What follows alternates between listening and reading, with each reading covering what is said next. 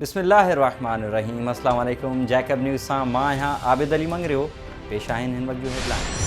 तहरीकी में खानगी अस्पताल में लेडी डॉक्टर जी मुबैना गफलत सबब औरत फौत, वारिसन जो एहतजाज। फौती औरत जे मुड़स अफजल मौजिब ज़ाल उफ़त खे खंघ जी तकलीफ़ हुई। डॉक्टर रेहाना गुलशेर पारां गलत इंजेक्शन लगाइण सबब हू फौत थी वई आहे। लेडी डॉक्टर जे मुड़स डॉक्टर गुलशेर मौजिब औरत जी हालत गणती जोगी हुई। हुनखे इन्फेक्शन हो। एंटीबायोटिक ॾियण सां औरत जी हालत ख़राब थी वई। फौरी तौर दिल जो डॉक्टर घुराए इलाज शुरू करायो पर औरत फौत थी वई।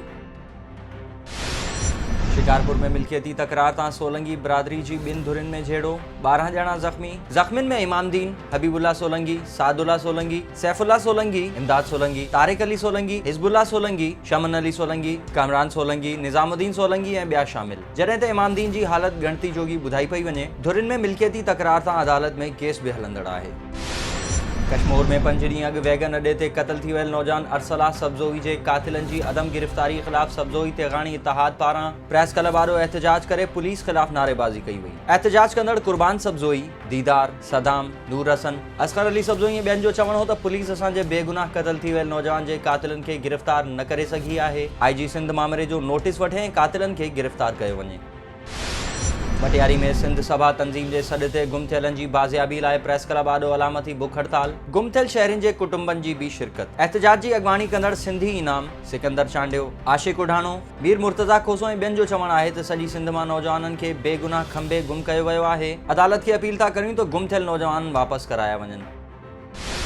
नवाबशाह में young doctors association PMU unit जे doctor Mohsin Mengal, doctor Imran Jamali, doctor Faraz Kerio, doctor Waseem Zardari ऐं ॿियनि प्रेस कॉन्फ्रेंस कंदे चयो आहे त पाकिस्तान मेडिकल काउंसिल क़ाइमु थियण सां सिंध जे ग़रीब शागिर्दनि खे नुक़सानु थींदो ऐं उहे मेडिकल वारे शोबे में अची न सघंदा। सियासी समाजी पार्टियुनि जे अॻवाननि खे गुज़ारिश आहे त पाकिस्तान मेडिकल काउंसिल खे ख़तमु कराइण में असांजो साथ ॾियनि। पाकिस्तान मेडिकल काउंसिल ऑर्डिनेंस खां अॻु हर सूबे सां तालुक़ रखंदड़ शागिर्द ऐं शागिर्दियाणियूं MBBS लाइ इम्तिहान ॾेई सघंदा हुआ, पर हिन कार्य कानून जे पास थियण खां पोइ ख़ानगी मेडिकल इदारनि जी इजारादारी क़ाइमु थींदी, जेको रुॻो ग़रीब शागिर्दनि जो नुक़सानु आहे। हुननि चयो त वफ़ाक़ी सरकार ग़रीब शागिर्दनि खां तालीम जो हक़ खसणु घुरे थी, जेको असां कंहिं बि सूरत में करणु न ॾींदासीं।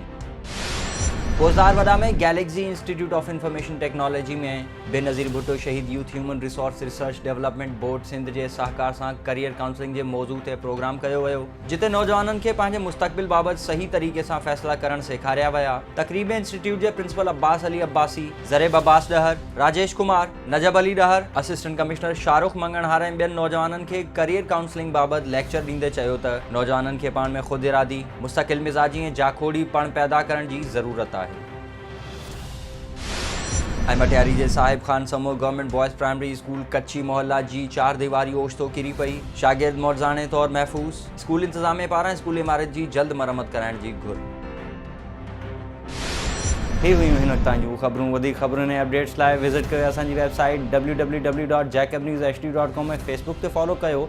ॾिसंदा रहो जैकब न्यूज़, ख़बर खां हक़ीक़त ताईं।